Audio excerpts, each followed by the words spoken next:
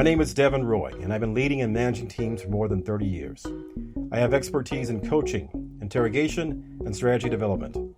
Most companies use a morning huddle to connect with their teams, to disseminate information, and to create alignment. I will share with you proven real-world strategies and techniques that will help you be more successful. So open your minds, listen closely. The Morning Huddle starts now.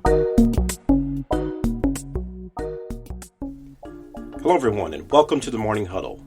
Today's show is part 2 of a 3-part series on leadership impact.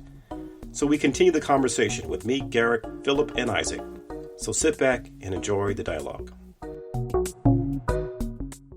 All right, let's move on to the next point here, guys. I know that while you all are very intelligent people, evidenced by how you're answering these questions. You guys are doing a great job, by the way. But I'm sure you're working on something still, right? So what is it you're working on to continue to grow the elasticity of your leadership? So why don't we start with Philip this time? All right. So for this one, I'm a very direct person. So one of the things I'm working on is just taking a step back, listening, asking questions, and allowing for my team to get there themselves. That's a great one. That's something I think many people struggle with, Philip. So good example. How about you, Mik? For me, I think something I'm always working on is how to give feedback to people whom I report to. I think as you go up the food chain, as you say, and people, I think, get less feedback as they get into higher positions. And so I'm learning that happens. And it's been very important for me to figure out how to navigate still giving feedback, because I think it's so important, but also, it's a lot more at stake the higher the positions are and the people are that you need to speak to. But that's what I'm trying to navigate, and always just make sure that I'm still doing it, but just taking the care that is necessary so the relationship is not ruined. No, that's excellent. In fact, I think feedback hinges on the relationship or the response to it, that is. I have a bit of a controversial belief when it comes to feedback, or philosophy, I should say, because I think feedback can sometimes be more about arrogance and intelligence, how smart I am, rather than trying to make someone better. And that's why I believe leading someone to self-discovery is less about the feedback from their leader, but more about the leader getting them to articulate what the problems are, or what the change ought to be, or what the plan should be. And that's a much better and much more effective way of doing it. So, good comment. How about you, Isaac? I'd say for me, it's definitely just being consistent every day in my process. That's something that in the past has definitely been an opportunity for me. So that's something that I'm continuously trying to improve on, making sure that I have good structure around the process and the way that I communicate things out to my team.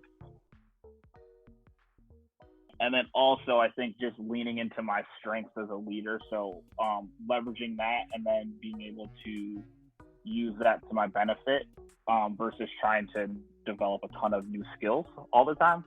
Just really trying to go full bore on my strengths. Well, that's a really good point. And I agree with you, Isaac. You have to lean into your strengths. We can show up weaknesses, but we're not going to ever be the expert in something that we're weak in, because inherently we're just not good at it. But things that we are inherently good at it are things that we really should lean into and leverage and utilize to gain more success. So really good point. Garrett, we'll finish up with you on this topic. I've been working a lot lately on language and communication, especially around what we say and how it's perceived.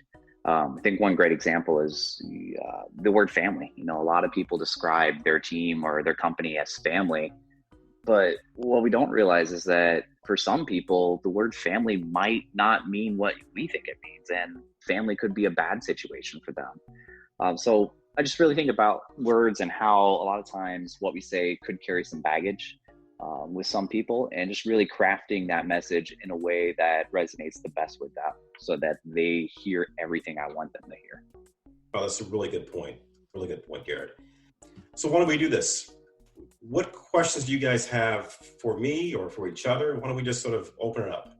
So, Devin, one of the things I think that Mik talked about was giving upward feedback in your experience, how have you approached that? What difficulties did you have to overcome to be able to give feedback to someone you reported to?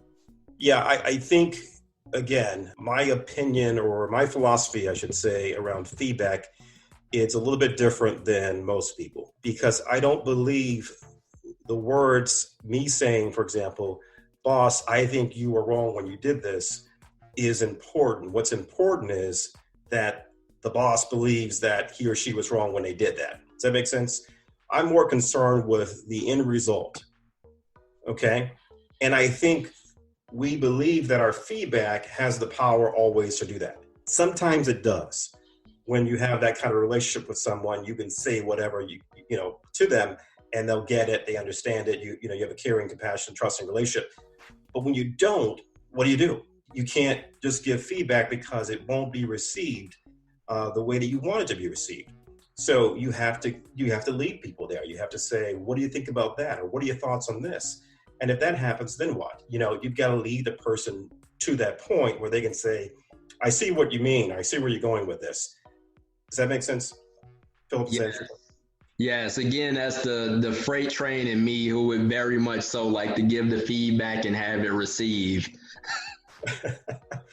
Sometimes we give feedback and people miss the point. They think, well, he doesn't like me, or it's about some extraneous reason, as opposed to what you're really trying to convey to them. And so if we really want the person to understand that the behavior needs to change, we've got to lead them there through a series of carefully crafted questions that get them there. That to me, that's most important. So you guys have heard me talk about, and you've heard me talk about this in the past, I'm sure as well, about feedback. What are your thoughts on what I'm saying about feedback? Because the sort of the standard, I guess, if you will, philosophy out there is that you have to give candid feedback. So I just want to hear your thoughts on that. It's almost impossible to give candid feedback when the stakes are really high. Like, I know that for me, I can't just walk into my boss's office and give candid feedback and it's not because we don't have a relationship, but, people have spent so many years in positions sometimes where that's just not the most considerate thing to do. So I find myself, as I'm navigating this skill, asking a lot of questions. And I think that's more along the lines of what you're saying you do, which is trying to lead to self-discovery. But I find asking questions allows them to tell me what's going on. And then it's easier for me to give kind of my honest opinion of what I'm observing or experiencing. Yeah, I like what Mik's saying on that, and really staying curious and asking a lot of questions, because the thing about feedback, there's a lot of bias that goes into it. And sometimes it make a gross exaggerations. It's like, hey, I want you to write your name up in the left hand. Why didn't you write it up in the right hand? It comes from our preferences, especially as a boss. And that's where our feedback comes from. But there's a lot of different ways to do things. And when we're helping people through the process of self-discovery, learn how things should be done, one, that's going to go a lot longer of a way, because it's going to be more sustainably driven because of their idea, not your idea. So they're going to try a lot harder to do it. And two, it's always going to be more effective that way. Yeah, definitely agree with that. And then just circling back to the point about relationships too, I think feedback is incredibly important, and it's going to be received, no matter how you deliver it, a lot better if you've taken the time to build a relationship with someone. That's an important caveat, Philip, to feedback. And I think we sometimes miss that caveat, right?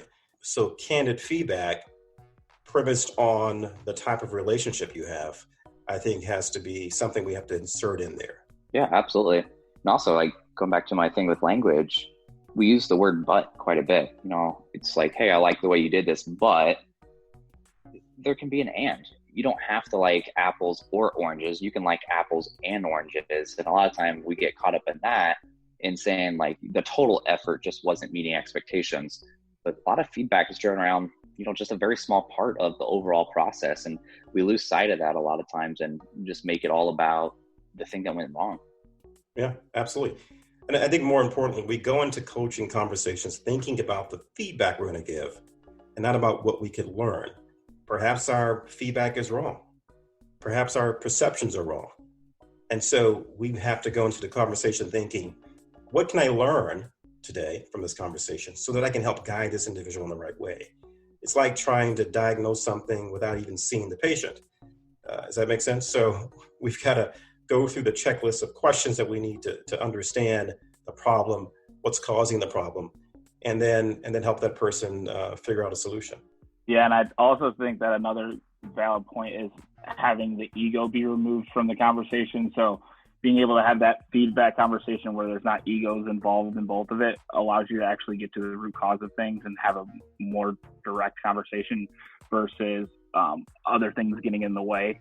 And then another piece is, I know this is something that me and you talked about in the past, Evan, knowing the individual that you're talking to and how they receive certain information and being able to tailor your feedback to that individual and how they receive it. So I think that those are two things that also can make a big difference in feedback. 100%. Good point, Isaac. You know, feedback can be a gift, but the power of that feedback is in the eye of the beholder. The most impactful feedback, however, that one can hear is in the audibility of their own words. Lead them to self-discovery and help them give articulation to their foibles and to areas where improvement is needed. A coaching relationship in which you always force them to look inward makes you a tool in their development, rather than just an evaluator of their flaws. That's it for today's show, in part 2 of a 3-part series on leadership impact. I hope you've enjoyed today's discussion, and I hope you've been enriched by what you've heard in the Morning Huddle.